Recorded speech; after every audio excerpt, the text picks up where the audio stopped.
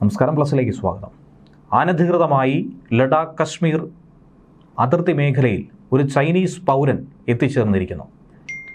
എന്താണ് ഈ പൗരൻ്റെ ലക്ഷ്യം?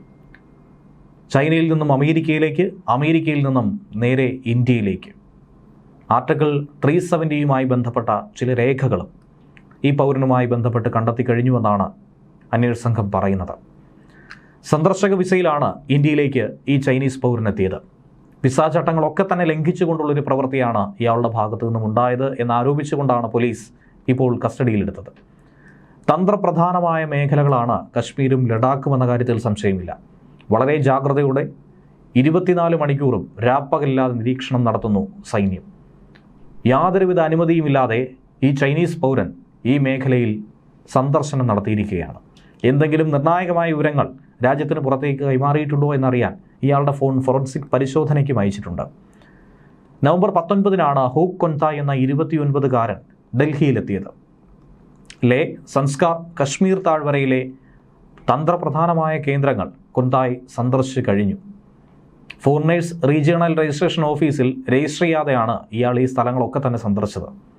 സാധാരണഗതിയിൽ ഒരു വിദേശി നമ്മുടെ രാജ്യത്ത് എത്തുകയാണെങ്കിൽ ഫോറിനേഴ്സ് റീജിയണൽ രജിസ്ട്രേഷൻ ഓഫീസിലെത്തി എവിടെയൊക്കെ സന്ദർശനം നടത്തുന്നു, സന്ദർശനത്തിൻ്റെ ലക്ഷ്യം എന്തൊക്കെ, എന്ന് തിരികെ പോകും, എന്നാണ് ഈ മേഖലകളിൽ എത്തുന്നത് എന്ന കൃത്യമായ വിവരങ്ങൾ അവിടെ നൽകേണ്ടതുണ്ട്.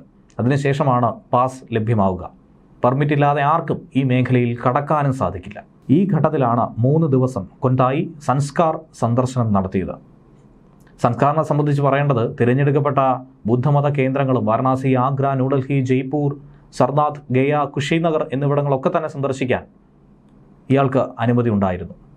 പക്ഷേ ഇയാളാകട്ടെ മറ്റ് ബുദ്ധമത മഠങ്ങളും തന്ത്രപ്രധാനമായ സ്ഥലങ്ങളുമൊക്കെ സന്ദർശിച്ച് ഏറ്റവും സങ്കീർണമായ മേഖലകൾ കൂടി നോക്കിക്കാണണമെന്ന് പിടിവാശി പിടിച്ചു. വളരെ സെൻസിറ്റീവായിട്ടുള്ള ഈ മേഖലകളിൽ തെക്കൻ കശ്മീരിലെ അവന്തിപുരയിലുള്ള ബുദ്ധമത അവശിഷ്ടങ്ങളും ഹൗറാനിലെ ബുദ്ധമഠവും ഇയാളെത്തിയിരുന്നു. അവന്തിപുരയിലെ കേന്ദ്രത്തിനടുത്താണ് സൈന്യത്തിൻ്റെ വിക്ടർ ഫോഴ്സിൻ്റെ ആസ്ഥാനം എന്നുള്ളതാണ് എടുത്തു പറയേണ്ടത്. ഇതിനടുത്തായി ഹസ്ത്രബൽ പള്ളിയും ശങ്കരാചാര്യ ക്ഷേത്രവും ദാൽ തടാകവും മുഗൾ ഗാർഡനുമുണ്ട്. എന്തിനാണ് ഇയാൾ ഇവിടേക്ക് എത്തിയത്? വെറുമൊരു വിദേശ പൗരൻ എന്ന രീതിയിൽ, ഒരു വിനോദയാത്ര എന്ന രീതിയിൽ മാത്രമാണോ ഇയാളുടെ ലക്ഷ്യം? ഇന്ത്യയിലെത്തിയതിന് പുറകെ തന്നെ ഇവിടെ നിന്നും ഇയാൾ സിം കാർഡ് സംഘടിപ്പിച്ചു. ഇക്കാര്യം അന്വേഷണ ഉദ്യോഗസ്ഥർ വളരെ ഗൗരവകരമായി തന്നെയാണ് നോക്കിക്കാണുന്നത്.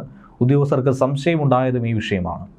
പ്രാഥമികമായി ഫോൺ പരിശോധിച്ചപ്പോൾ ഇയാളുടെ സെർച്ച് ഹിസ്റ്ററിയിൽ ഉണ്ടായിരുന്ന ചില കാര്യങ്ങൾ അന്വേഷണ സംഘത്തിന് കൂടുതൽ സംശയം ഇരട്ടിപ്പിച്ചു. CRPFൻ്റെ വിന്യാസം എങ്ങനെ, ആർട്ടിക്കിൾ 370 പിൻവലിക്കൽ തുടങ്ങിയ കാര്യങ്ങളാണ് ബ്രൗസിംഗ് ഹിസ്റ്ററിയിൽ ഉണ്ടായിരുന്നത്.